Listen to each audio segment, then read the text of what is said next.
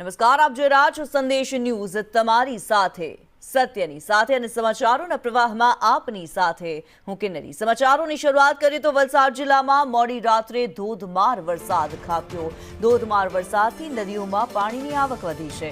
ઔરંગા, વાંકી, દમણગંગા નદીમાં પાણીની આવક થઈ। તંત્ર દ્વારા 16 જેટલા રસ્તાઓ બંધ કરી દેવામાં આવ્યા છે। લોકો 10 થી 15 કિલોમીટર વધુ અંતર કાપવા મજબૂર બન્યા છે। વલસાડ જિલ્લામાં હાલ જળબંબાકારની સ્થિતિ છે। જાવેદ ખાન વધુ વિગતો સાથે જોડાયેલા છે। જાવેદ, જતા જતા પણ મેઘો અનરાધાર વરસી રહ્યો છે। જી બિલકુલ સાચી વાત છે।